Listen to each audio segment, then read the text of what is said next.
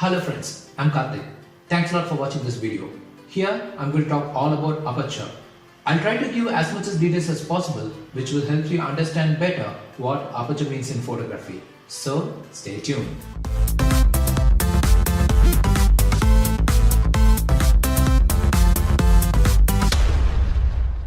Whenever you take a photograph, you always wanted it to look good, sharp and with the right exposure. And to get that, most of the beginners in photography tend to stick to the auto mode in their camera, letting the camera decide the exposure settings. But if you have to get the best out of your camera, you have to stop doing that and start controlling the exposure settings manually. And before doing that, you should know the three main factors in photography which controls the exposure settings in your camera. They are aperture, shutter speed and ISO. Let's talk about aperture in detail now. Aperture is the most important factor which helps you get the best out of your lens in terms of sharpness, color or depth. And it is the only element that can be controlled by your lens in terms of exposure settings. Here I am using a Canon DSLR, and in order to set the camera to aperture priority mode, select the option AV as shown in the camera dial. It may be represented as A in Nikon or other brands. Once this is set, in the camera interface, you can find the aperture details in F numbers. Also, it shows as AV, which is the aperture priority mode. As I change the aperture using the wheel in the camera, the F number changes in the interface. The aperture can be set to the desired F number as needed, and the shutter speed changes automatically by the camera in order to get the right exposure. You will not have control over the shutter speed settings in aperture priority mode, but you can change the ISO.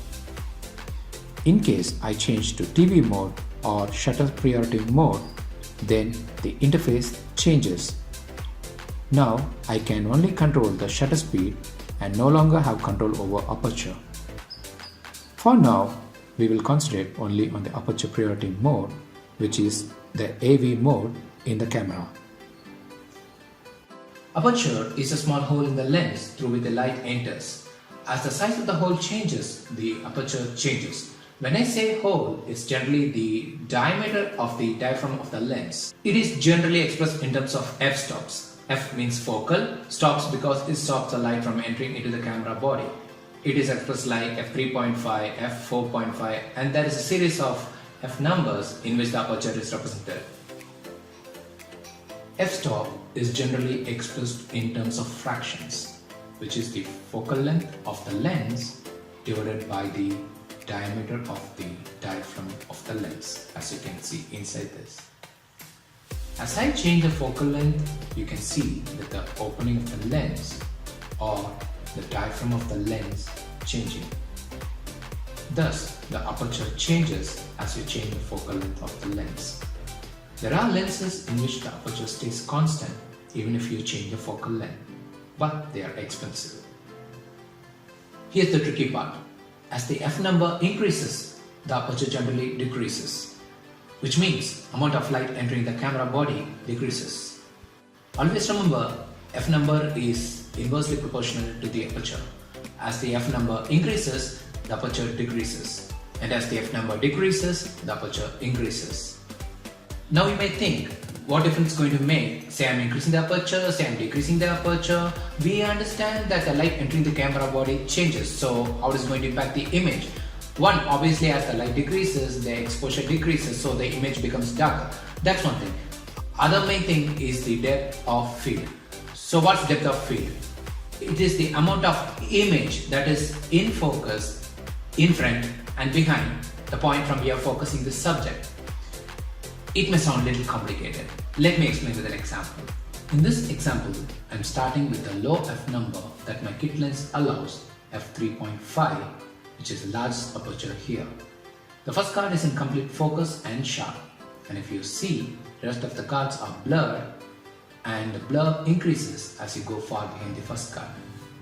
This is called shallow depth of field, which means the area of image which is in focus is less. As I increase the f number, thus decreasing the aperture, you will notice the numbers behind starts to come into focus. Also, you will notice the complete image becomes darker. This is because as the aperture decreases, the amount of light entering the camera body decreases. I'm compensating it by increasing the ISO for now.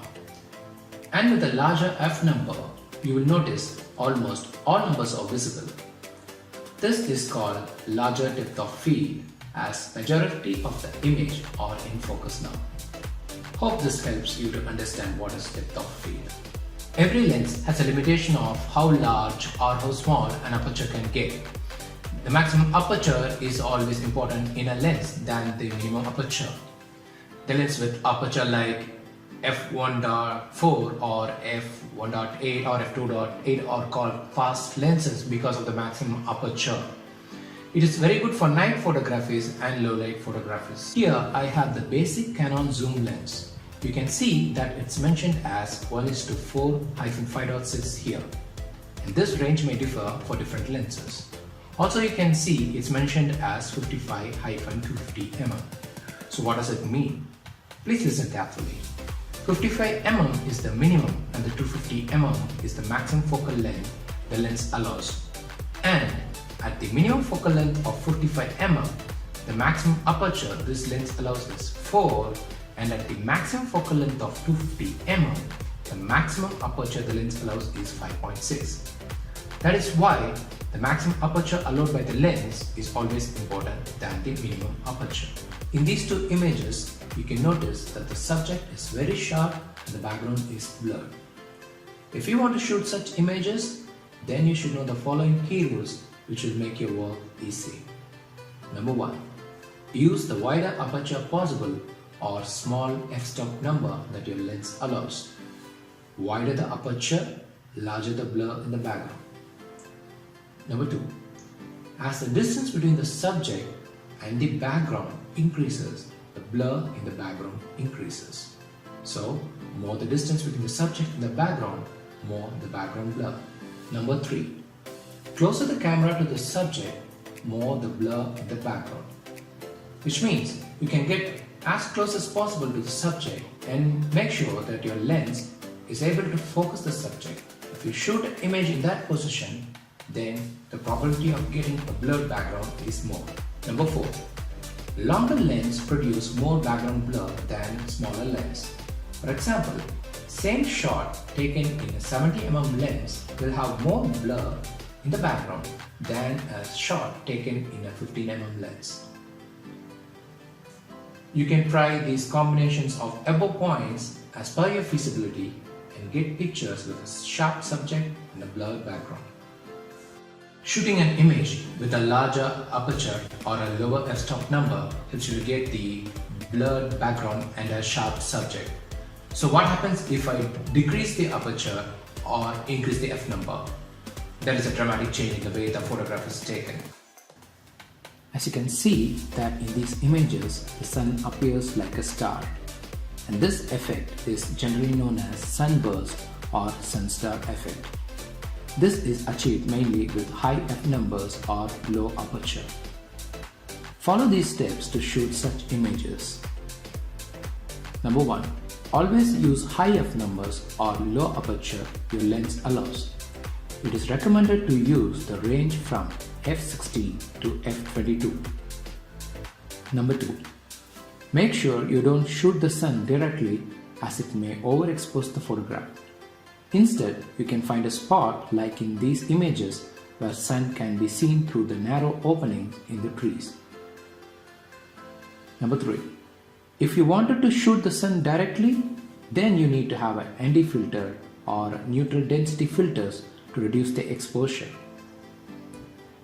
You can also get similar effects from artificial lights in the night time as you see in this image, but you would need a tripod as it requires longer exposure and the camera shake has to be avoided. Alternatively, you can also increase the ISO to reduce the exposure time, but it may end up in more noisy image. So, we have seen how changing the aperture settings in your camera helps you to get different flavors in your photography. I hope you will try experimenting with different aperture settings in your photograph and become more creative, thus taking your photography to the next level. Thanks a lot for watching this video. If you like it, give it a thumbs up and do subscribe to this channel as we have more videos coming down the line. If you don't like it, Give it a thumbs down and let me know your feedback in the comments so that I can improve it next time. Thank you.